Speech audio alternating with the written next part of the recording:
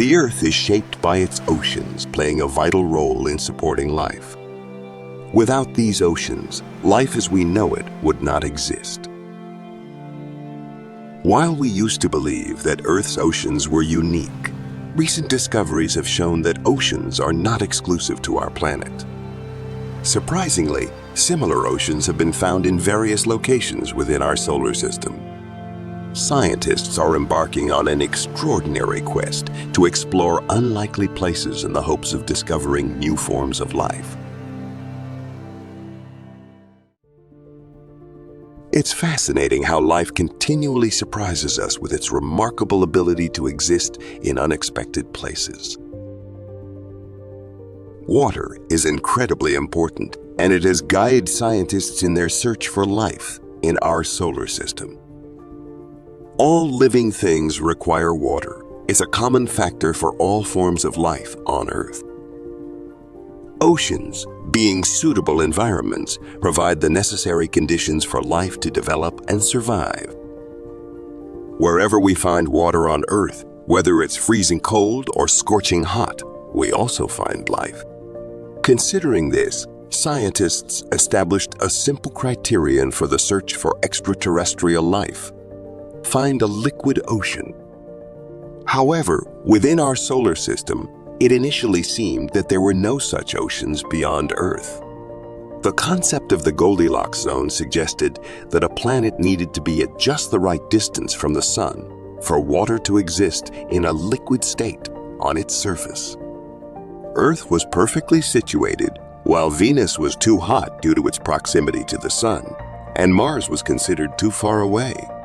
Exploring the possibility of water on Mars has been a captivating endeavor for scientists and space enthusiasts alike.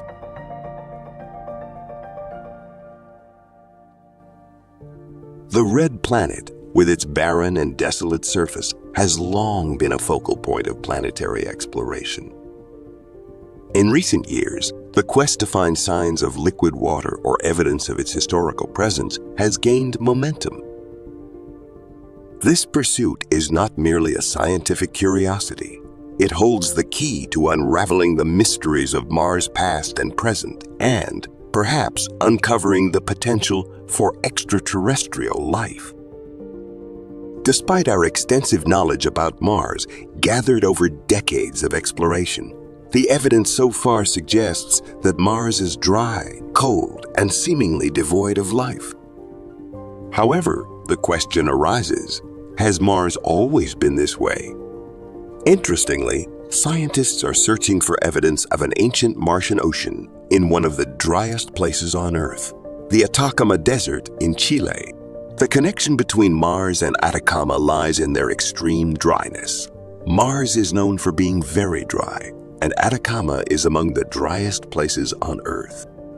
In fact, the relative humidity measured by the Curiosity rover on Mars is nearly the same as what we experience here in this desert. Surprisingly, the lack of water in the Atacama makes it an ideal location to build one of the world's largest telescopes.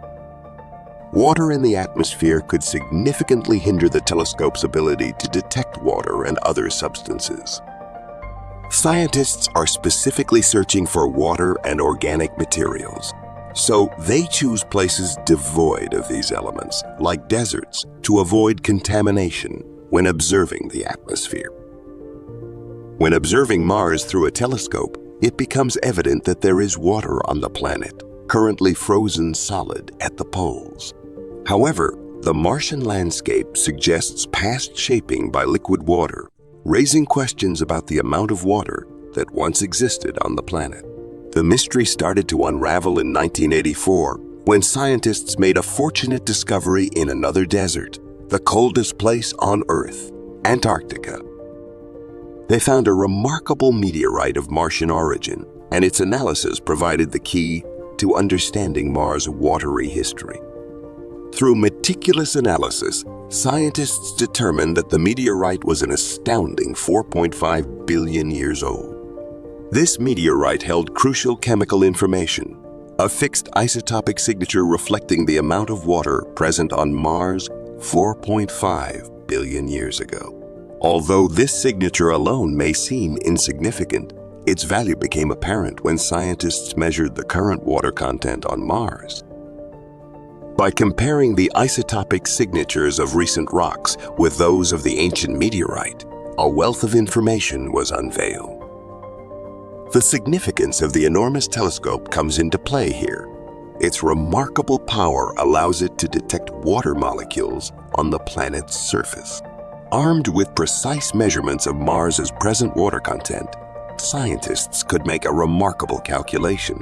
They extrapolated back in time and concluded that there was nearly 7 times more water on Mars in the past than there is today. To understand this transformation, scientists looked at Mars' topography. The planet has low plains in the north and high-altitude plains in the south. In terms of topography, if water were to flow, it would naturally move towards the lower northern plains. A captivating journey into Mars' ancient past reveals a remarkable story. Approximately 4.5 billion years ago, Mars boasted a vast ocean covering 19 of its surface, rivaling the depth of the Mediterranean Sea. NASA's planetary models depict Mars in its prime, featuring a warm climate and an Earth-like atmosphere. Imagine arriving in an alien spacecraft on Earth. Chances are high that you'd land in water. Early Mars shared this water-centric characteristic, earning it the title of a water world. It was a world potentially teeming with life, even hosting waves twice as tall as Earth's due to Mars' lower gravity. A surfer's dream. Early Mars, with its water and thicker atmosphere, resembled an Arctic Ocean, ice-choked and frigid.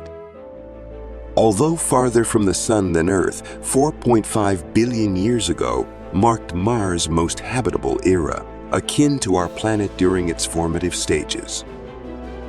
Interestingly, this was the time when life emerged on Earth. Despite its promising conditions, Mars' early ocean faced a tragic fate. Over 1.5 billion years, the Martian atmosphere succumbed to solar radiation, evaporating away and leaving only 13 frozen at the poles. The tantalizing question arises, could life have existed in that ancient Martian ocean? And if so, could anything have survived to the present day?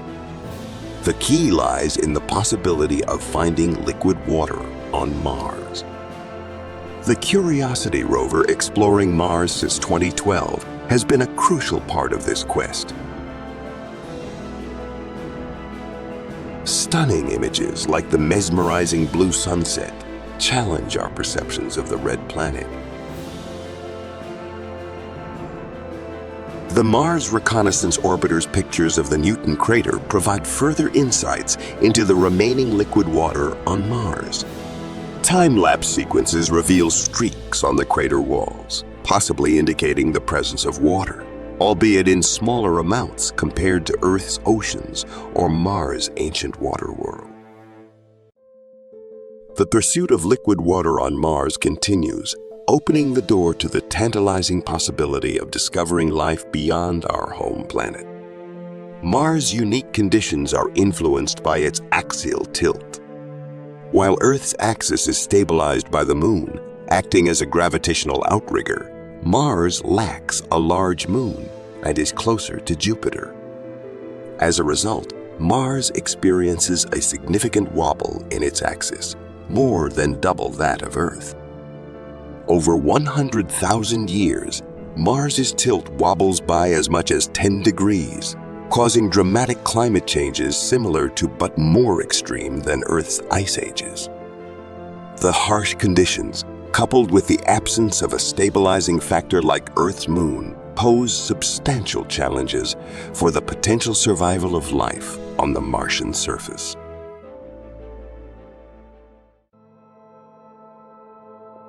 Venus is nearly identical to Earth in size, making it one of our most similar neighbors in the solar system. With a mean radius of about 3,760 miles or 6,052 kilometers, It's approximately 95% the size of Earth. Its mass is about 81.5% that of Earth. This similarity in mass and size means that Venus also has a comparable density to Earth, approximately 5.24 grams per cubic centimeter, implying a similar rock-iron composition.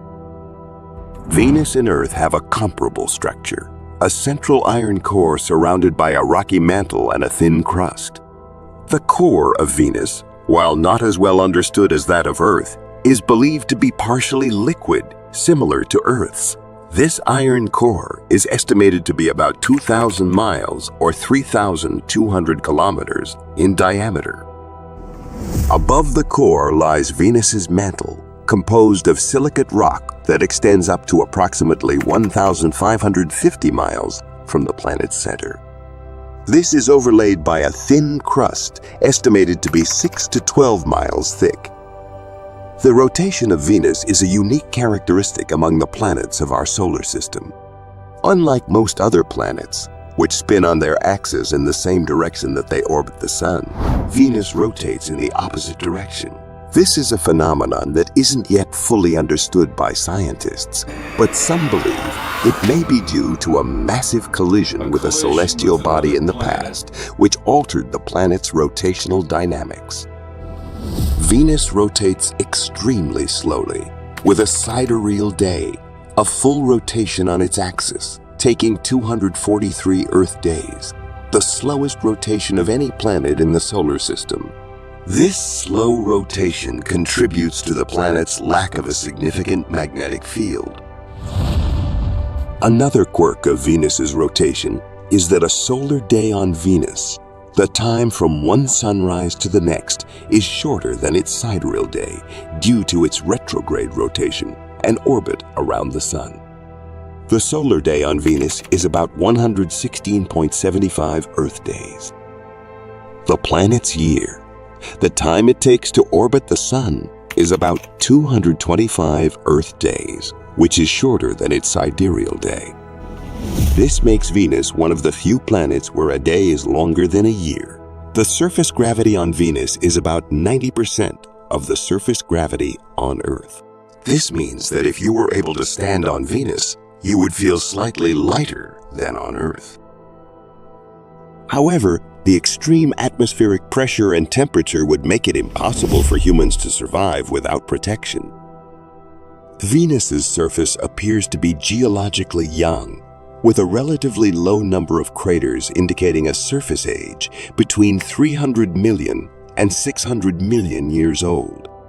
Scientists believe that Venus undergoes a cyclical process where heat from the planet's interior causes the surface to be repaved in a global resurfacing event. There is strong evidence of widespread volcanic activity on Venus. Thousands of volcanoes dot its surface, ranging from less than a mile in diameter to over 150 miles or 240 kilometers. The planet has far more volcanoes than any other in our solar system. However, there's currently no definitive evidence that these volcanoes are still active, although recent studies suggest that some may have erupted within the last few million years. Despite the apparent geological activity, Venus doesn't experience significant tectonic activity like Earth. While Venus does have mountain ranges and rift valleys similar to those seen in tectonically active regions on Earth, it lacks the kind of large, distinct tectonic plates seen on our home planet. This might be due to the planet's slow rotation, which limits the Coriolis effect necessary to drive large-scale tectonic activity. Venus's atmosphere is one of its most distinctive and intriguing characteristics. The atmosphere is primarily composed of carbon dioxide, 96.5%, with most of the remainder being nitrogen.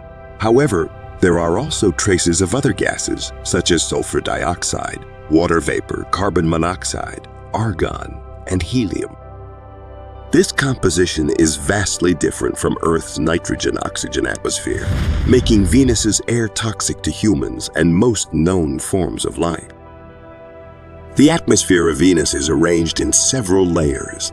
The troposphere, extending from the surface to about 40 miles up, the mesosphere stretching from the top of the troposphere to about 56 miles high, and the thermosphere, which reaches up to 125 miles above the planet's surface.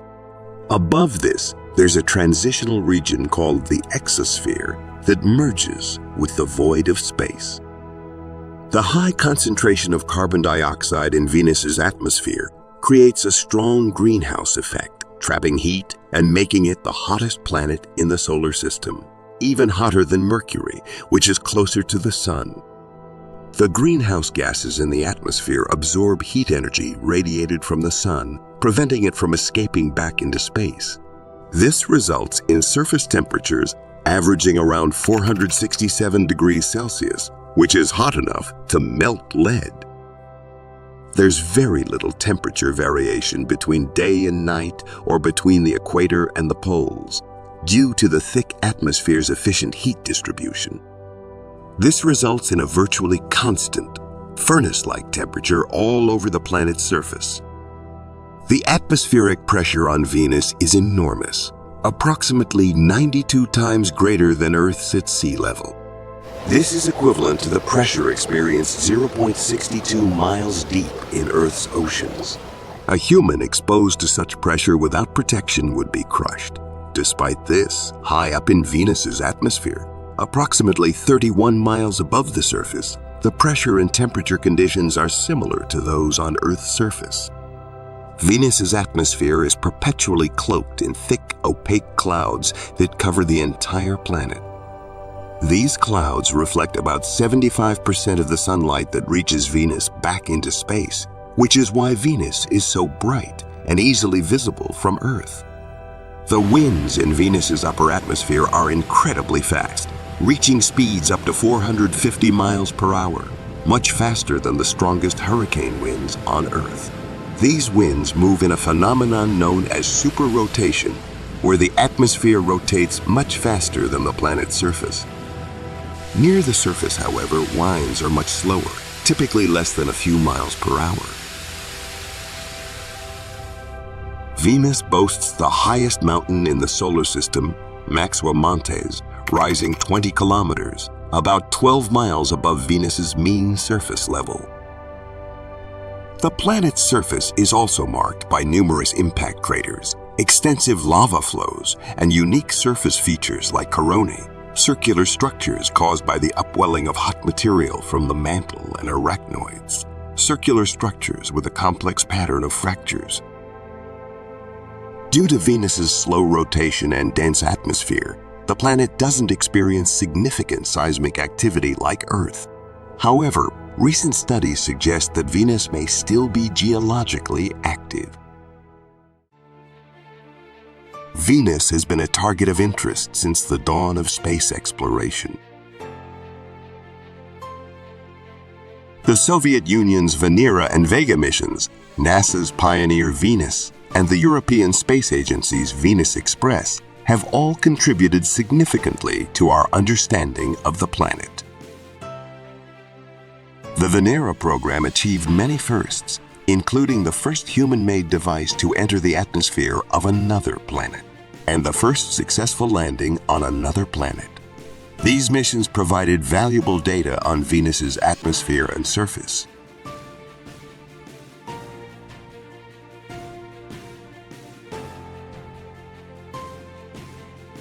More recently, NASA's Magellan orbiter mapped almost the entire surface of Venus using radar to penetrate the thick cloud cover. This mission revealed details about Venus's surface features and geology. Despite the challenges posed by Venus's harsh conditions, scientists are interested in further exploring the planet. NASA's planned Veritas and Da Vinci Plus missions aim to study Venus's geologic history and atmospheric conditions, providing insights into whether Venus might have once harbored liquid water or even life. Meanwhile, the European Space Agency's Envision mission will focus on understanding why Venus and Earth took such different evolutionary paths.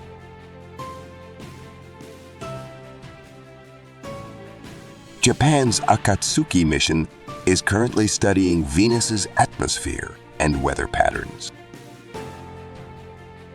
Venus, our neighboring planet, is an intriguing world of extremes. Its harsh environment poses significant challenges to exploration, yet its similarity to Earth in size and composition, along with hints of potential past water and geologic activity, keep our curiosity alive. As we prepare for new missions to Venus, we stand on the brink of major discoveries that could reshape our understanding of the solar system and our place in it. As a reflection on our own planet's potential future, Venus serves as both a warning and an opportunity for scientific discovery. Our solar system is a harsh environment. Volcanoes are destructive everywhere, from the ice volcanoes of Saturn's moon, Enceladus, to the immense lava fields of Jupiter's moon, Io, to our own planet Earth. We would not be here if there were no volcanoes. Volcanoes influence and alter our climate. Volcanoes are both the creators and destroyers of existence. Today's spacecraft and observatories have revealed volcanoes on planets we once believed to be dead. The discovery of volcanoes on an object smaller than the moon was a major surprise. If there are volcanoes on other worlds, could there also be life? Volcanoes are among the most potent natural occurrences on Earth. They create new land, destroy the old. They emit gases that alter the atmosphere we breathe. Deep in our oceans, volcanic heat fuels bizarre new forms of life. Volcanoes help sustain life on Earth. Now we look for signs of life on other planets. We understand that life requires water. We are aware that it requires energy. And this is where volcanoes come in, as they generate tremendous quantities of energy. If we locate volcanoes on other planets, we may discover life. The search begins with this planet, which orbits the Earth closest. Venus, a planet that closely resembles our own. Venus and Earth have similar masses.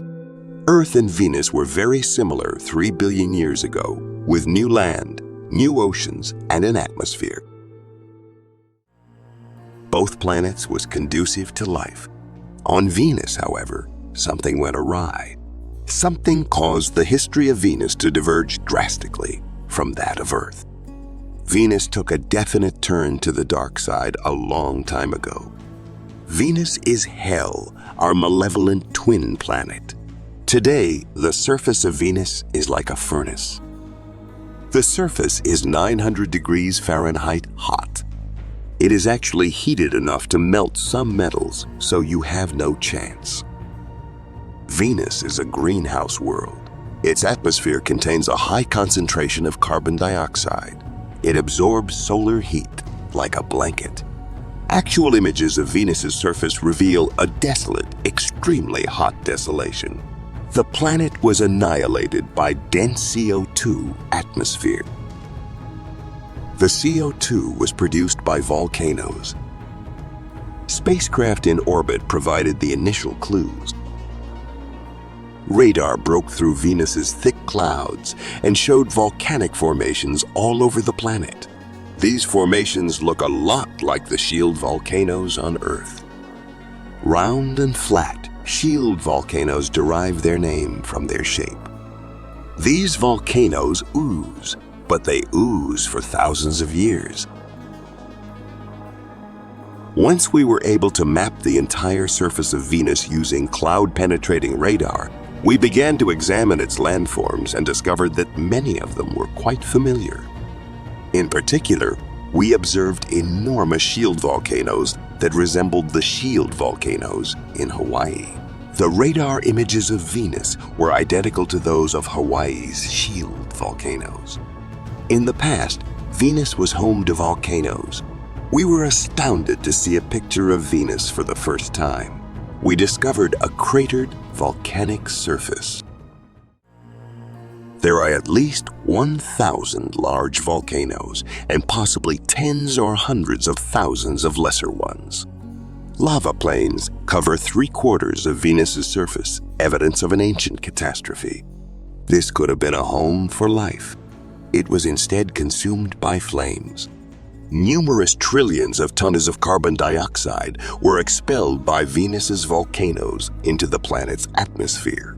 The temperature rose dramatically. The oceans evaporated. On Earth, carbon dioxide is able to absorb into the rocks.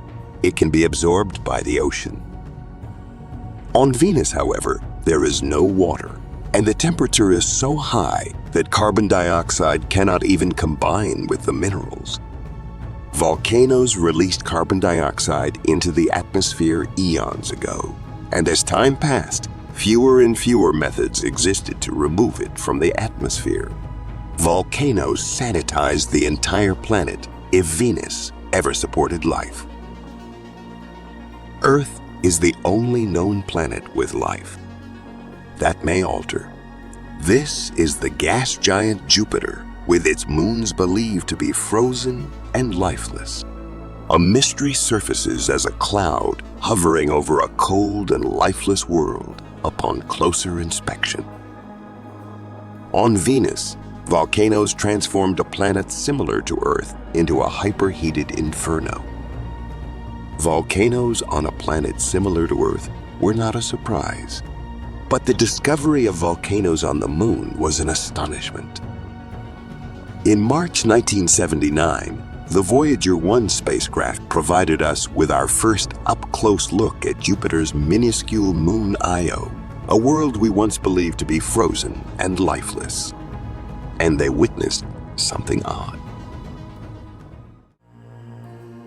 They observed this arc next to the moon, and it almost appeared as though there was a second moon behind it. We scratched our minds and asked, what could that be? Everyone is aware that Io is lifeless, dull, and uninteresting. And then people realized, oh my God, it's a volcanic eruption. We discovered that the area is engulfed in volcanoes. It is geologically extremely active. There are constant volcanic eruptions. And what they're erupting is a great deal of sulfur, which becomes extremely heated. And sulfur changes color as its temperature changes. It may be red, orange, yellow, or even black.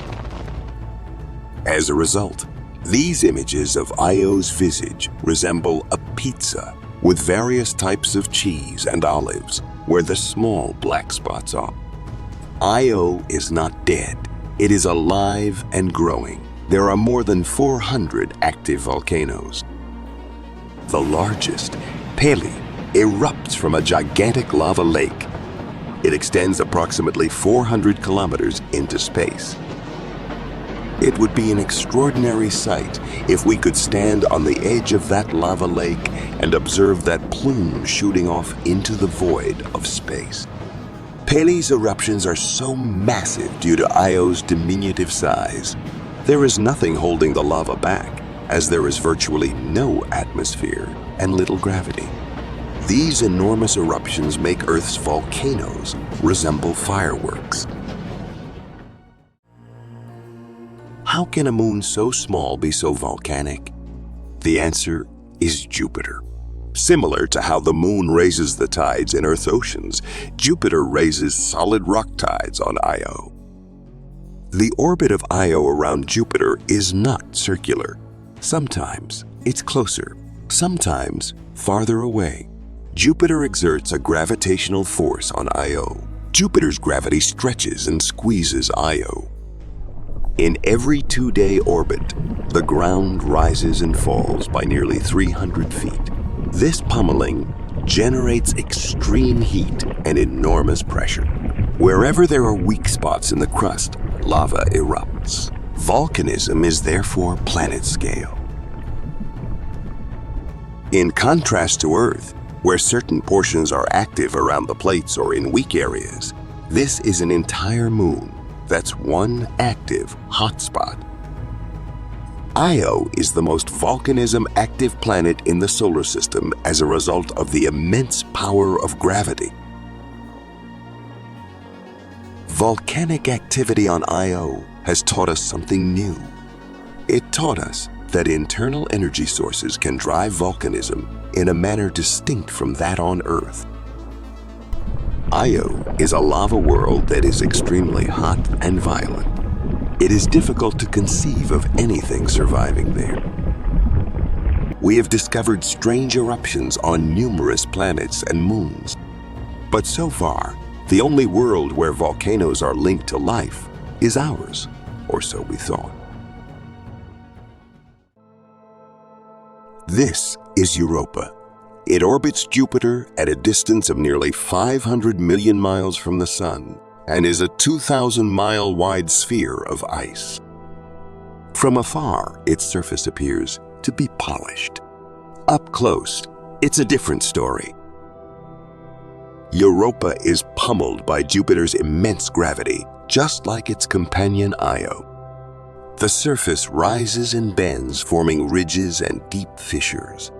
When we first obtained close-up images of Jupiter's moon Europa, they seemed vaguely familiar, and it turns out that they resemble Arctic ice flows. And it turns out they are the same. A global liquid ocean lies beneath Europa's several-mile-thick icy crust. Magnetic measurements indicate Europa's ocean is an astounding 60 miles deep. The gravitational impact of Jupiter heating the rocky interior and melts the ice above. As the core is stretched by tides and heated, possibly melting, it is not preposterous to believe that there is a boundary between a hot core and a liquid water ocean. Underwater eruptions on Earth are surrounded by life. The same may occur on Europa. Here, the darkness is complete. The pressure, a crushing 2,000 Earth atmospheres. A harsh environment, but perhaps a cradle for life. If there is evidence of life on Earth, why not Europa? An energy source, volcanic activity, a universal solvent, liquid water, and a complex hydrocarbon chemistry are all present. Life would be difficult, but not impossible on Europa. There is life at every extreme on Earth, including searing heat, crushing pressure, and absolute darkness. Life on Europa may resemble our own in unanticipated ways. If life exists beneath Europa's ice, it would be aquatic, but without eyes, because there is no significant light. Organisms that essentially feed off the energy of the volcano would most likely utilize sonar to make sense of their surroundings. Volcanoes on Europa could be the genesis of new life. It is even conceivable that Europa is typical, that this is the norm for planets with life. Earth may represent an exception. Consider that Europa could serve as a model for the billions of moons in the universe, with liquid oceans. So, all of a sudden, our horizons have expanded several billion times by looking at the moons of Jupiter. Our solar system is home to more than 170 moons. Multiply this by the size of the universe, and that's a lot of potential habitats for life. Only liquid water and a source of energy are required. Potentially, both are provided by volcanoes, and they are ubiquitous. This is Saturn, twice as far from the Sun as Jupiter. However, it also has volcanic moons, and similar to Europa, these moons could support life. Saturn is one of the odd planets in our solar system, with a 600,000-mile-wide ring system, an astounding 62 moons, and one with a secret. Enceladus is one of the lesser and more distant moons of Saturn. And it's been known for a long time that it's covered in ice due to its extremely brilliant and reflective surface. However, when the Cassini spacecraft visited the planet, it made a remarkable discovery. Not on the planet itself, but on Enceladus did the Cassini probe disclose a remarkable discovery. A massive plume, backlit by the sun and erupting into space, is conclusive evidence of volcanic activity. Cassini's sensors zoom in on the south pole of the moon to capture these enormous craters scarring its surface. At the south pole of Enceladus, there are extraordinarily large fissures which open and close as Enceladus orbits Saturn due to the tides. Now, these fissures are enormous. They extend for hundreds of kilometers. And when they begin to open, you would see a large crevasse opening at approximately 100 miles per hour along its length. It'd be incredibly spectacular. Huge gravitational forces cause the surface to open and contract with incredible velocity. This helps produce the heat necessary to dissolve ice and form oceans beneath the surface.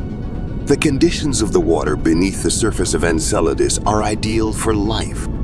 It is at the ideal temperature. It would be beneficial for life. Liquid water would be just like seawater here on Earth. And the chemistry of the water we observe erupting from these fissures suggests that it contains salt. It contains organic matter as well. Therefore, we have identified a location in the solar system where there is a strong possibility that there is life right now. In the ice particles, Cassini has detected complex carbon molecules. In conjunction with liquid water, they suggest that perhaps life could exist deep within this mysterious moon. Enceladus is possibly not alone. Another of Saturn's moons might also harbor life, Titan, one of the largest moons in our solar system, the only moon with a thick atmosphere, a frozen world, ice as hard as rock, lakes of liquid methane. Yet, we may also discover evidence of volcanoes and the tantalizing possibility of extraterrestrial life on this planet. Volcanoes are one of the most destructive forces in the universe, as evidenced by Io's raging conflagration and Triton's ice and nitrogen explosions. Even on Saturn's enigmatic moon Titan, however, destruction can lead to the prospect of life. It has a diameter of 3,000 miles, making it larger than Mercury. It has the thickest atmosphere of any moon in our solar system. There is weather, including cyclones, winds, rain, and even lakes, but the temperature is so low that liquid methane replaces water, and it's loaded with essential compounds for life. Titan has proven to be one of the most fascinating locations in the solar system. It's an active world. It is the only moon with a dense atmosphere, an atmosphere very similar to that of Earth due to the presence of nitrogen and, as it turns out, organic molecules. High in Titan's atmosphere, methane gas reacts with sunlight to produce compounds essential to life. But if sunlight consistently converts methane into organic compounds, why does methane not run out? Methane is abundant in the atmosphere, but we know that it is quickly eliminated by sunlight, so it shouldn't be there. There must exist a source of methane. Something on Titan emits methane in a continuous stream. Cassini has spotted what appears to be a crater. Infrared cameras disclose that the crater is surrounded by various types of materials. Scientists believe the green areas may be volcanic, possibly plains of lava ejected from Titan's interior. On Titan, the boiling liquid emitted by volcanoes could be either ammonia or water. Methane and ethane are emitted by Titan's volcanoes, and this is likely the cause of the planet's extremely dense cloud cover and orange atmosphere. This atmosphere likely originated from the outgassing of Titan's volcanoes. Even on a globe as frigid as Titan, volcanoes require heat. On Titan, there are two sources of heat. Radioactive substances heat the interior, and Saturn's enormous gravity caresses the moon, similar to Enceladus. These two forces produce sufficient heat to transform ice into water and liquid methane into gas. Could volcanoes on Titan give life a chance to survive here? The chemical reactions necessary for life as we know it require an atmosphere, a solid surface, liquid water, and heat. Volcanoes could provide everything on Titan. If life does exist on Titan, it would be truly alien. It would breathe hydrogen instead of oxygen and possibly swim through methane reservoirs at 300 degrees below zero. There may be oceans of ethane. Possibly, there are tidal pools as well as volcanic and hydrothermal activity. Perhaps volcanic heat could produce enough energy to support life on Titan. That's a speculation, but it can't be ruled out. However, we may not need to travel so far to discover signs of life. We may discover it on Mars, a volcanism-rich world much closer to home. Volcanoes are ubiquitous throughout the solar system. Planets such as Io, Titan, and Triton are intricate, volatile, and violent. Once, we believed that Earth was the only planet with both volcanoes and life. Now, we find volcanoes everywhere, but alien life has yet to be discovered. Volcanoes exemplify the absolute force of creation and destruction. They go hand in hand. It is literally true that if there weren't volcanoes here, we would not be here either. Volcanic cauldrons are the birthplace of life. Volcanoes create new landscapes, seed the atmosphere with complex chemicals, replace the old with the new. If volcanoes are linked to the processes of life, where is life on other planets? Perhaps the origin of the answer lies in ancient times, when the solar system was immature on a planet similar to our own.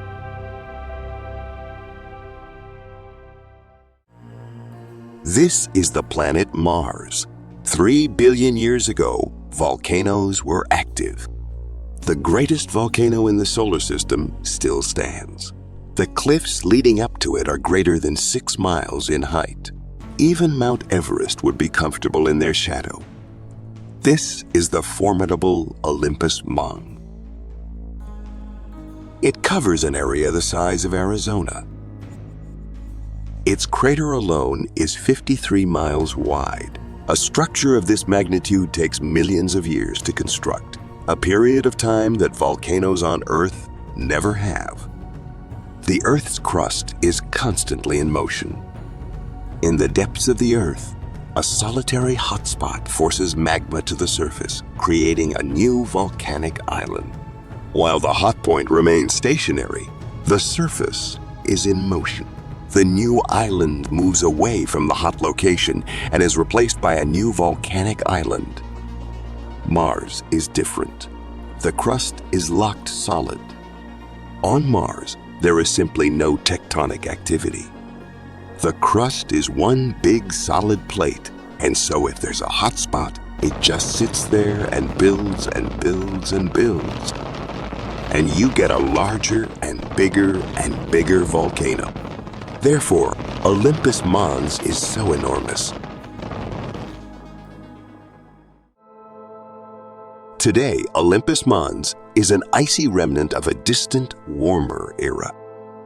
Olympus, an extinct volcano on a fading planet, is now a veritable colossus due to Mars's diminished atmosphere. However, the ancient volcanic terrain of Mars could one day support life. The evidence is readily available on Earth. Volcanoes on Hawaii have formed enigmatic tunnels known as lava tubes, which are formed when rivers of molten rock rush into the ocean. Lava tunnels are formed when there is an underground river of basaltic lava, magma, and molten rock at 2,000 degrees Fahrenheit. Imagine it as an icy river with a crust of ice forming on the surface. It's the same, except here, the crust is solid rock and the river continues to flow beneath, creating this cave, this lava conduit. Recent images imply that Mars volcanoes may have also created lava tubes. Any rocky planet with basaltic volcanism will likely contain lava pipelines. Now, after possibly millions of years of inactivity, these lava tunnels could revive life on the red planet. This existence will be our own. Radiation will be one of the obstacles that future humans will face when attempting to live on Mars. And especially during solar cyclones, the incoming cosmic rays can be lethal. The tunnels and caverns of Mars's extinct volcanoes could one day serve as an ideal home, retaining air and shielding us from harmful radiation. A long-dead volcano could help fill a world with new life. Volcanoes are capable of both destruction and creation. In this video, you will discover the surprising reason why fire exists only on Earth and nowhere else in the universe. Could it be a secret force unique to our planet? Earth is often known as the blue planet due to its oceans and abundant water, a feature vital to sustaining life. However, what often goes unnoticed is that Earth is also a fire planet, the only known place where fire can naturally occur as we understand it.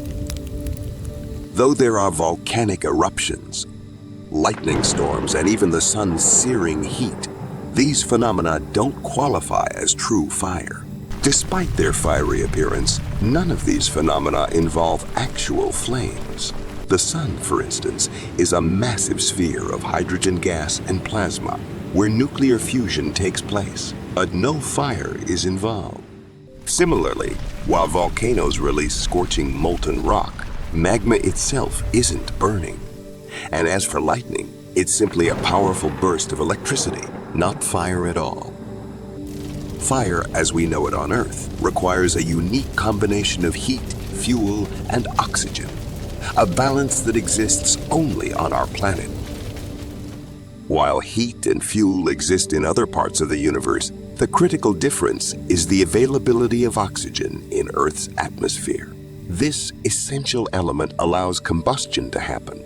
The presence of fire on Earth is linked to the planet's atmospheric evolution, which took billions of years. Once fire became part of Earth's environment, it began shaping ecosystems, landscapes, and even the evolution of life. Fire has influenced plant life and helped shape the Earth's surface in ways unique to our world. Without fire, Earth would be a very different place, and life as we know it might not have developed in the same way. This intricate relationship between fire and life adds to what makes our planet truly exceptional. Fire exists on Earth thanks to the presence of oxygen, a crucial element for combustion. However, Earth's atmosphere wasn't always oxygen-rich. Billions of years ago, gases like methane, water vapor, and carbon dioxide dominated the air, making it impossible for fire or complex life to exist. During this early period, life was in its simplest form, and the planet's atmosphere was inhospitable. The oceans played a key role in changing this. Early life forms, such as cyanobacteria, began producing oxygen through photosynthesis, slowly transforming the environment. For a long time, the oxygen released was trapped by reactions with elements like iron, forming compounds such as iron oxide that settled on the ocean floor. It took millions of years for oxygen to accumulate in the atmosphere, paving the way for both fire and more complex life forms to emerge on Earth. Oxygen alone doesn't create fire, but photosynthesis transformed the atmosphere, making combustion possible. Without these early microscopic life forms, oxygen levels needed for fire might never have emerged. The rise of oxygen not only allowed complex organisms to thrive, but also enabled fiery reactions that shaped ecosystems and species. The buildup of oxygen in Earth's atmosphere was a slow process, taking hundreds of millions of years. A critical turning point, known as the Great Oxygenation Event, marked a new era for life and the conditions that allowed fire to exist. Before this event, Most of the oxygen produced by cyanobacteria was absorbed by Earth's elements, particularly iron, which formed iron oxide deposits on the ocean floor. For nearly 1 billion years, oxygen levels remained low due to this absorption. Eventually, the reactive elements became saturated and oxygen began accumulating in the atmosphere. This rise in oxygen allowed advanced life and combustion to thrive. However, it also caused the extinction of many anaerobic organisms that could not survive in an oxygen-rich environment, drastically transforming Earth's ecosystems. The Great Oxygenation Event was a major leap forward for Earth. The rise in atmospheric oxygen allowed complex life forms to emerge and laid the foundation for fire to become a natural force. However, fire couldn't ignite immediately.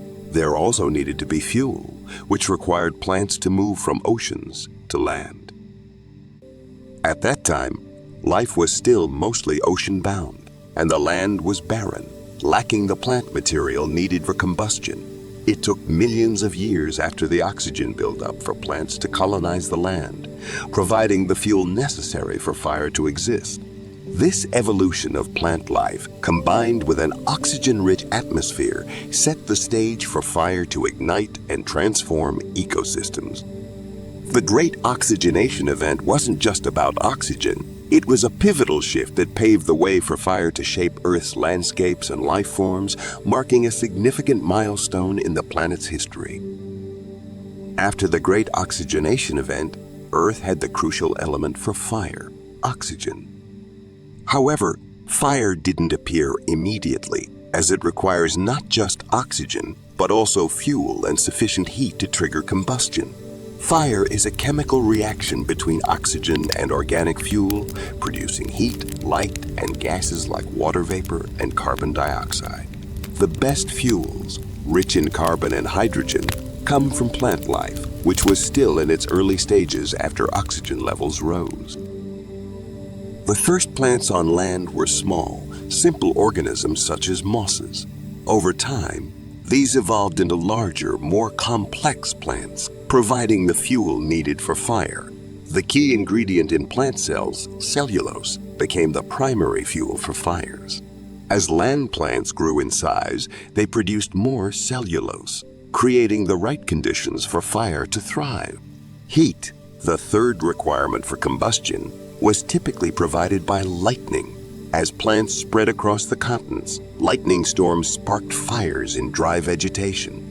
These early wildfires, fueled by oxygen and plant material, were Earth's first true fires. Once fire appeared, it became a transformative force. Early wildfires did more than burn vegetation. They cleared land, recycled nutrients into the soil, and influenced plant growth. Some plants even evolved to depend on fire for survival, with traits like thick bark to resist flames or seeds that require heat to germinate. These adaptations highlight fire's deep connection to life on Earth. As fire spread, it reshaped ecosystems. Fire-tolerant species thrived, while less adapted plants were pushed out, leading to the development of fire-adapted ecosystems like grasslands and savannas, which still rely on regular fires today to maintain balance. Combustion, the process that makes fire possible, has been a crucial factor in shaping Earth's ecosystems. It allowed fire to become more than just a destructive force. It became a creative one, renewing and reshaping landscapes. Fire's presence on Earth was the result of millions of years of biological and geological processes, shaping the planet and life itself in profound ways. Early land plants like mosses and shrubs provided the first fuel, but as vascular plants emerged, allowing for taller growth and more efficient nutrient transport, fires became widespread. During the Carboniferous period, about 300 million years ago, high oxygen levels made wildfires more frequent and intense, burning across vast forests. These wildfires played a crucial role in developing ecosystems. Forests, rich in cellulose and highly flammable, fueled massive fires that cleared land, recycled nutrients, and created space for new plants. Wildfires were not only destructive, but also rejuvenating, balancing life on Earth by both clearing and fostering growth in the landscape. The fossil record from ancient times reveals large-scale fires, evidenced by fossilized charcoal deposits. These remnants show that fire was a frequent force in early forests, with thick layers of charcoal still found today. Fire didn't just destroy, it also drove evolution. Plants that survived or thrived in fire-prone areas had a significant advantage, leading to fire-adapted species. Some evolved thick bark for protection, while others developed seeds that required heat to germinate, allowing fire-tolerant plants to dominate. Wildfires also influenced animal evolution. Animals in fire-prone areas had to adapt by avoiding fire or exploiting habitats created after a blaze. This dynamic environment pushed both plants and animals to evolve quickly. By the Permian period, about 250 million years ago, fire was a well-established force. Trees with seeds allowed forests to spread, providing more fuel for wildfires, which helped maintain ecosystem balance by clearing old growth for new life. As wildfires became a regular feature on Earth, they played a key role in maintaining balance and driving the evolution of species. Grasslands, for instance, depend on regular fires to prevent overgrowth by trees. Fires clear away dead plant material, allowing new grasses to flourish. Grasses have evolved to withstand fire, with their roots protected underground while dry, above-ground material burns. This process returns nutrients to the soil, fostering healthy, nutrient-rich growth. Animals in these areas have also adapted. Prairie dogs, for example, shelter in underground burrows during fires, and birds take advantage of the cleared landscapes to hunt. Fire creates opportunities for these species to thrive in the post-fire environment. In forests, fire helps prevent the buildup of dense underbrush and dead material, reducing the risk of large, uncontrollable fires. Smaller, regular fires clear the forest floor, encouraging new plant growth and maintaining open areas for sunlight to reach the ground. Some trees have evolved to depend on fire for reproduction. Certain pines have cones sealed with resin that only melt and release seeds when exposed to fire's heat. This ensures the seeds are dispersed in a nutrient-rich post-fire environment with reduced competition for sunlight and resources. Even in ecosystems like temperate forests, fire plays a vital role by controlling invasive species and disease, which helps maintain biodiversity. Without fire, these areas can become unbalanced. Some animals also benefit from fire, such as beetles that lay eggs in charred wood or deer that graze on fresh shoots after a fire. In places where fire suppression has been practiced for years, overgrowth can occur, leading to resource competition and ecosystem decline. Reintroducing controlled burns can restore balance and health to these areas. The relationship between fire and life is mutually influential. While fire shapes ecosystems, life also impacts fire. Grazing animals, for example, can reduce fire intensity by keeping grasses short, while dense, dry vegetation fuels larger wildfires. Thus, life helps regulate fire just as fire regulates life. Fire has also been essential to human evolution, providing warmth, protection, and a tool for cooking, agriculture, and land management. The control of fire enabled early humans to shape their environment and expand across the globe. Human activity has altered the natural fire cycle, often suppressing fires to protect settlements. This has led to overgrown forests that are more vulnerable to large, destructive wildfires. Ecologists now recognize the importance of reintroducing fire through controlled burns, which mimic natural processes and maintain ecosystem balance. Fire is both destructive and regenerative. crucial for promoting biodiversity and renewing ecosystems. Without it, Earth's landscapes would be fundamentally different, and life would not have evolved as it has. Fire and life are deeply interconnected, with fire shaping evolution and ecosystems, and life influencing fire's spread and behavior. Understanding this relationship is vital for managing fire in a way that balances human needs with the health of natural ecosystems. What if we could peer into the distant future? 300 million years from now, what would Earth look like? How would our planet's continents, climate, and life forms evolve? The answers might surprise you. For as long as we've studied Earth's history, we've been captivated by its deep past. The rise and fall of continents, the evolution of life, the dramatic shifts in climate, all written into the rock and fossils beneath our feet.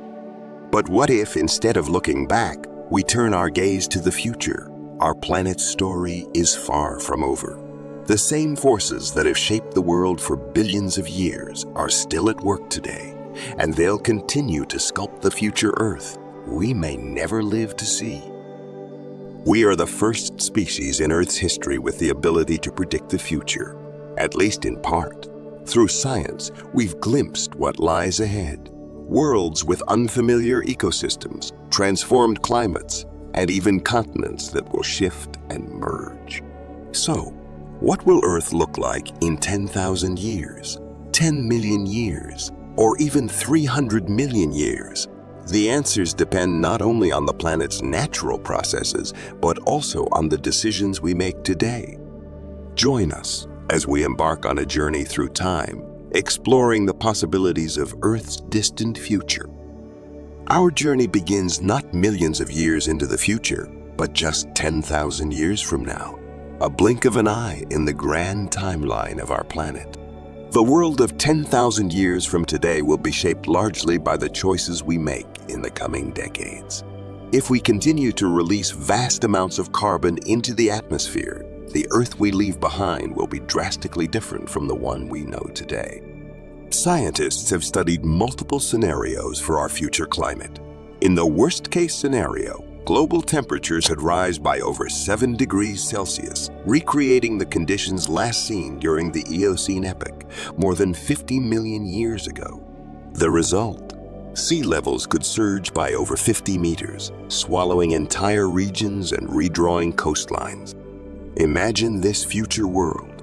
Many coastal cities we know today, places like Florida, the Netherlands, and large parts of Southeast Asia, may be submerged beneath the rising seas, reshaping global coastlines. But the changing climate won't just affect the land and sea. Life itself will be forced to adapt. History has shown us that during periods of rapid warming, mammals tend to shrink. For example, 56 million years ago, during the Paleocene-Eocene thermal maximum, the earliest horses shrank by nearly 30% as temperatures rose. In the future, the descendants of today's mammal may also become smaller, adapting to the heat. Smaller bodies release heat more efficiently, a survival trait that might once again emerge as Earth's climate shifts. Could this be the future of our planet's ecosystems, where shrinking species fight to survive in an increasingly warmer world? And while we're on the topic of evolution, who knows? Maybe we'll even see the return of creatures like Titanoboa, the gigantic snake that roamed the Eocene's tropical rainforests. But that's a story for another time. This vision of Earth just 10,000 years from now depends largely on what actions we take today. The forces of nature are powerful, but our decisions will shape the planet's next chapter in ways we're only beginning to understand. Now, let's travel farther into the future, 10 million years from now. What does this more distant Earth hold for us? By this point, the world will have changed in ways we can only begin to imagine. One of the most dramatic transformations in Earth's landscape may be happening right now beneath our feet. In eastern Africa, the continent is slowly splitting in two, driven by tectonic forces deep within the Earth. The Eastern African Rift System has been active for millions of years, gradually separating the Nubian Plate from the Somalian Plate at a speed of just 7 millimeters per year. But over the next 10 million years, this snail's pace could finally result in a monumental event: the creation of a new ocean. As the two sides of the continent split, water from the Indian Ocean will flood the widening rift, carving out a new sea and isolating a huge landmass that was once part of mainland Africa. A new island, a Madagascar 2.0, will be born. Islands have always been hotspots for evolution, where species adapt to their unique surroundings in surprising ways.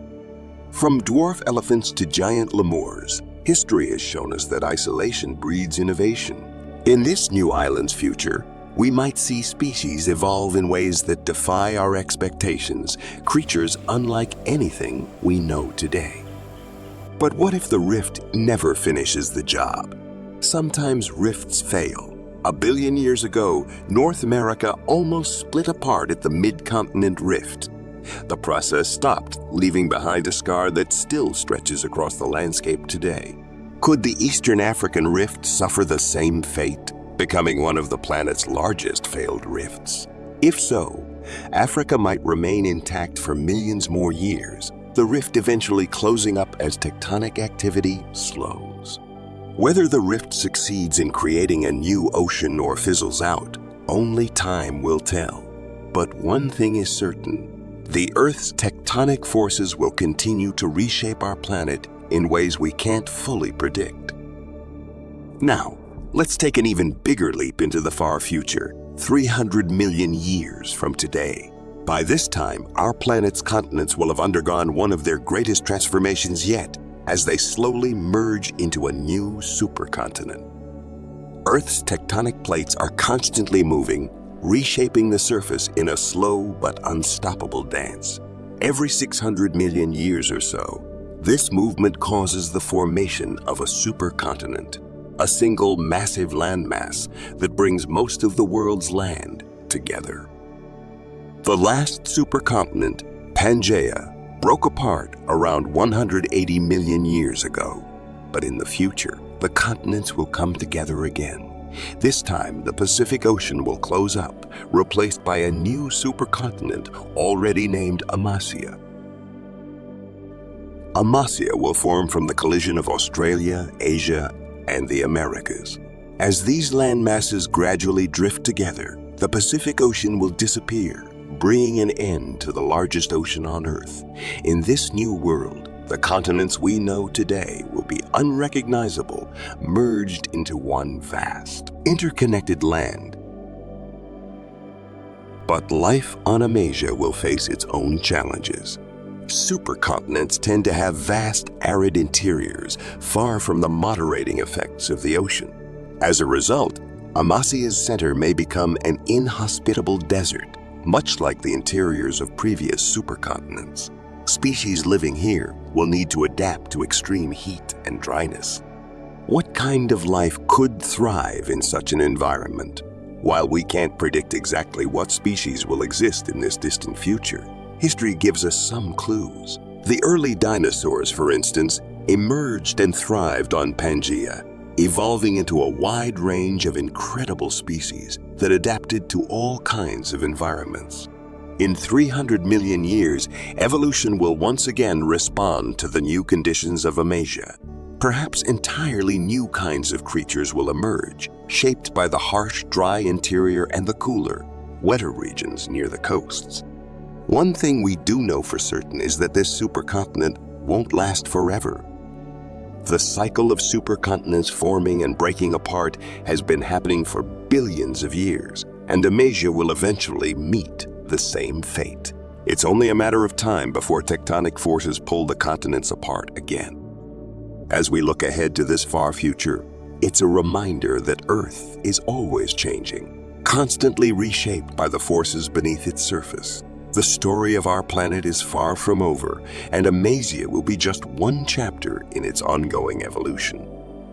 As we journey through Earth's distant future, one thing becomes clear. No matter how much we study the past, predict tectonic shifts, or model climate change, there are limits to what we can know. Evolution is a complex and unpredictable force. The life forms that will inhabit Earth 300 million years from now are beyond our ability to fully comprehend. But one thing is certain, life will continue to adapt, finding new ways to thrive in environments that would be unimaginable to us today. What will these new life forms look like? Will they be the descendants of today's mammals, birds, or reptiles? Or will entirely new branches of life evolve to dominate the future Earth? The answers remain a mystery, hidden in the deep future. Just as dinosaurs dominated Pangaea and then vanished, replaced by mammals in the blink of an eye, the future inhabitants of Amasia will evolve and adapt to their world's unique challenges until the next great shift changes the course of life once again. Looking into the future of Earth is a humbling reminder of how temporary everything is. The continents we know today, the species we are familiar with, even humanity itself, all are fleeting moments in the grand story of our planet. But even in the face of immense change, there is beauty in Earth's resilience. Life has endured for billions of years through ice ages, mass extinctions, and the shifting of continents. And life will continue to endure, evolving and adapting to whatever the future holds. The story of Earth is far from over. There are many more chapters still to be written, and while we can't predict all the twists and turns, we can be sure that our planet's legacy will continue long after we're gone. As we look ahead, remember that the choices we make today will leave a lasting mark on the future of our planet. So, what kind of Earth will we leave behind for the life forms of tomorrow?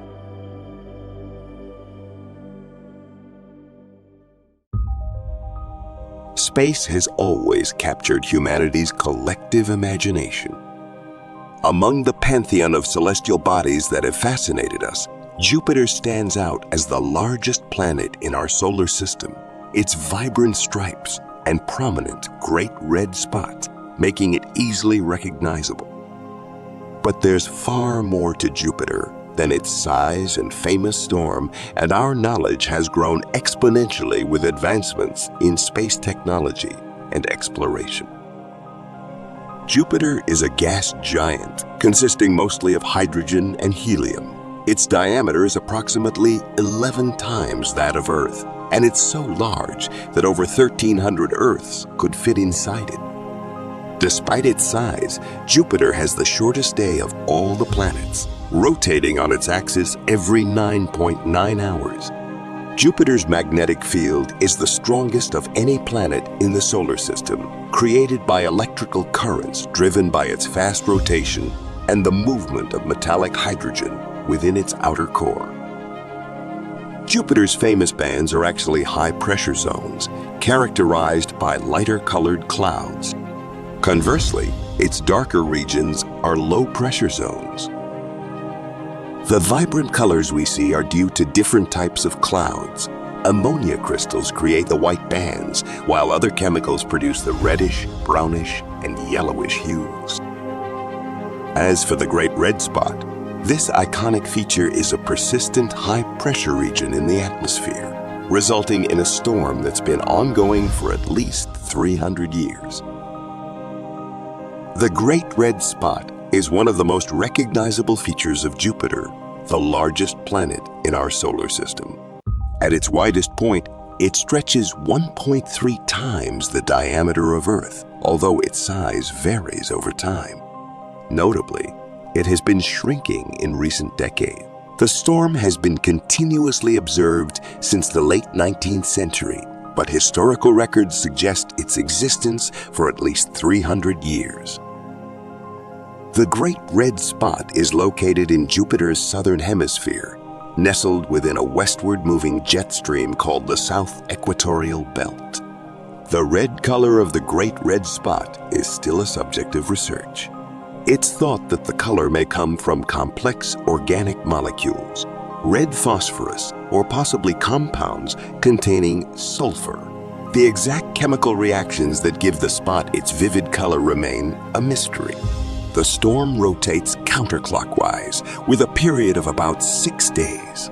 Interestingly, the rotation speed, size, and color of the spot can change, reflecting the storm's complex interaction with its surroundings. The longevity of the Great Red Spot is intriguing. While storms on Earth last for days or weeks at most, the Great Red Spot has persisted for centuries. This longevity is likely due to Jupiter's rapid rotation and lack of a solid surface, which minimizes frictional dissipation of the storm's energy. The Great Red Spot is a window into the atmospheric dynamics of Jupiter, a gas giant with conditions vastly different from our home planet. Understanding this celestial maelstrom not only unravels the secrets of Jupiter, but also sheds light on the broader principles governing atmospheres, including our own.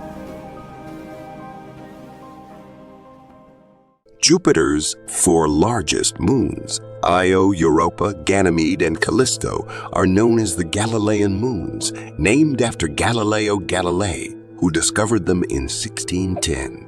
Each of these moons is a world unto itself. Io is the most volcanically active body in the solar system, its surface covered in sulfur and sulfur dioxide, giving it a colorful, mottled appearance.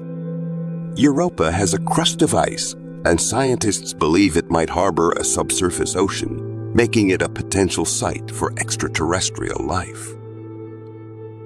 Ganymede, the largest moon in the solar system, is the only moon known to have its own magnetic field. Callisto, characterized by an extremely cratered surface, is believed to have an ocean beneath its surface as well.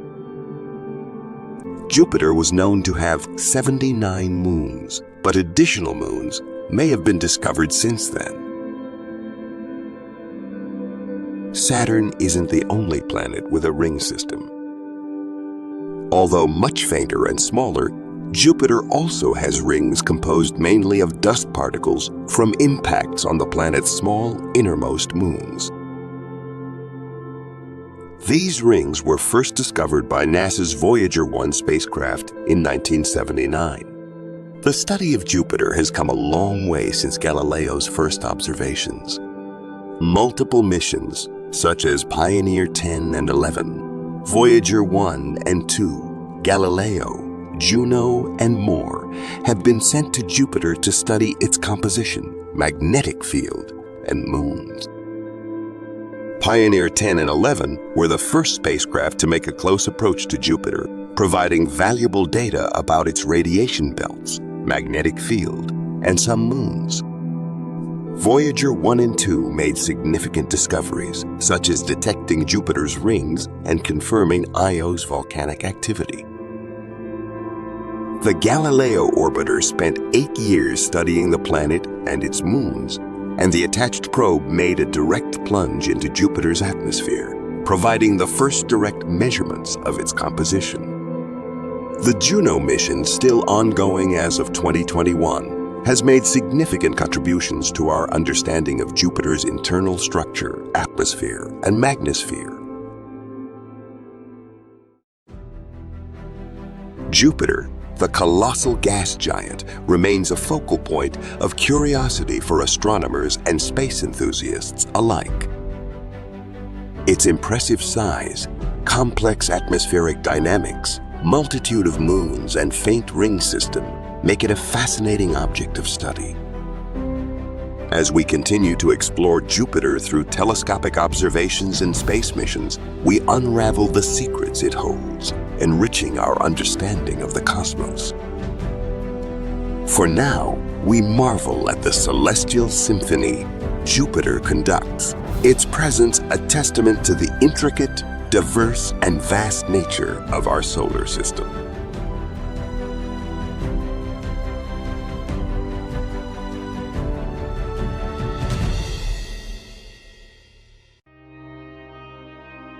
The Sun has been a friend to Earth for more than 4 billion years, warming and feeding it. Sadly, the thing that gives us life will probably be what kills our planet in the end. The Sun and the Earth are connected in a special way. The Earth is a certain size, has life on it, and has seas. And these things are all affected by the sun. The sun is the reason why there is life on Earth, and it will also be the reason why it will end. When our solar mother really turns up the heat, Earth's bond with the sun will start to break down. Because it burns hydrogen into helium, the sun gets hotter. One helium atom is made up of 4 hydrogen atoms. That means that there are bits of fuel moving around inside the sun. And because of this process, the sun has to get hotter and brighter to stay up. As the core of the sun gets hotter, the upper part will get bigger and turn red. When you build a campfire, you put a lot of wood in it. When enough logs are burned, the whole thing falls down, sending out a huge burst of sparks and making the fire much brighter. In a way, because the sun is currently burning hydrogen into helium, and you could say that helium is the ash of that process. And then, as the sun collapses enough, the ash relights and the helium burns into carbon, and then things really heat up. At this point, the sun will grow bigger and bigger until it becomes a red giant and burns up most complicated life on Earth. When the sun turns into a red giant, it will grow to be 30 times bigger than it is now. This means that the sun's surface will be beyond Mercury's orbit. The sun will shine brighter by about 1,000 times. That's gonna make the Earth so hot that the outer crust, the rocks, the soil part of the Earth, will melt. The whole planet would be a ball of glowing fire. The sun will cook the planets closer to it, and even though it will turn red and get cooler, the Earth will get much hotter. Just leave the Earth a burnt cinder like a charcoal briquette. So that would be bad for all life on Earth. And it's not clear what will happen to the Earth. As a red giant, the sun's size will change before it collapsing to become a white dwarf. The sun, that was huge, suddenly becomes a sun that's very small and extremely dense, only about the size of the Earth, sitting down there at the center of our solar system, very much fainter than it used to be. Then everything starts to cool down, and since that object is no longer making energy, it too starts to cool down. The last thing that will happen to the solar system is that it will cool down and freeze. Before the sun turns Earth into a snowball, people will probably move to another world or die out. But the sun could dry up our world a lot faster. If the sun doesn't kill us during the red giant phase, it could kill us sooner if it gets bright enough to dry up the seas. Water is an important part of life, so if the Earth loses all of its water, that's another reason why life might go extinct, and it would again be the sun's fault. There might be ways for Earth to get more time. As the sun gets bigger, it also starts to lose mass, much faster than it does now. And of course, if it's getting less massive, it has less of a hold on the Earth. The Earth's orbit will get bigger as it moves farther away. So it's kind of a race between the growing sun and the rising heat from the sun and the Earth, which is actually moving away from that fire that's getting too hot. Even if our world doesn't get cooked or frozen by the sun, its future looks more and more bleak. In the far future, the Earth and the rest of the universe may have to deal with the biggest monster in the cosmos. No one thinks that the most dangerous enemy of Earth is hiding among the stars. The dark bad guy will tear the universe apart. Even galaxies will break apart. The stars and planets will fall apart. The Big Rip is the name given to the end of the world. When it starts, it won't stop until all of the atoms and nuclei in the universe aren't chopped up. The Big Rip is really the end of everything. A sad idea about what will happen to the universe in the end. We used to think that the universe, which is currently expanding, can reach a point of maximum expansion. The idea behind the Big Rip is that the growth will not only keep going and speed up, but will also tear everything apart as it goes. And there is something like a vacuum pulling everything outward. A strange thing called dark energy might be to blame. Probably the most important thing for cosmologists to do right now is to figure out what dark energy is. Dark energy is called dark because you can't see it. We can tell what it is because of the way it changes the way the universe's gravity works. You can only start to see the effects of dark energy when you look at its qualities on cosmological length scales that are billions of light years long. It causes things to be pushed farther away from each other and contributes to the expansion of the universe. In the 1920s, Edwin Hubble, after whom the Hubble telescope is called, was the first person to notice that the universe is getting bigger. But it wasn't until 1998 that a top team of scientists measured that this growth is speeding up like a train out of control. As the universe gets bigger, every other galaxy moves away from us. In normal growth, the size of each galaxy stays the same. But if the universe is expanding very quickly, then each galaxy can also grow. Scientists say that the Big Rip is the end of the universe. They have even made a countdown to the end of the world. 1 billion years to pull apart clusters of galaxies, then hundreds of millions of years to pull apart galaxies themselves. And then, to get to the size of the solar system, we're talking about hundreds of thousands of years. Then, it will take less than an hour to tear the Earth apart. It's kind of cool to imagine what that would look like. If we are in protective capsule watching things happen, we would see the swallow of darkness that starts coming towards us. At that point, we would no longer be able to see any stars. The Earth's layers would be peeled off and thrown away, one by one. Everything in us, including the molecules that hold us together, would be torn apart, and every atom that makes up your body would fly away to infinity within a very short time. Fortunately, mankind doesn't need to lose sleep over the Big Rip. Scientists think it will reach its peak in 50 billion years, when the universe will be over 3 times as old as it is now. It's a lot of fun for us to try to figure out if this is really going to happen, to imagine what might happen in a science fiction way, and to think about what might happen to us. Are there real dangers in deep space? Tomorrow, the sun could hurt us, others in the far future. But one thing is certain: something will terminate Earth and probably the entire universe. Once and for all, it's only a matter of time. It's useful to sometimes think about how fragile our life is here on Earth, that maybe we won't be here for all of time. Maybe there's a hope, but the way it looks, the universe just ends. And that's it.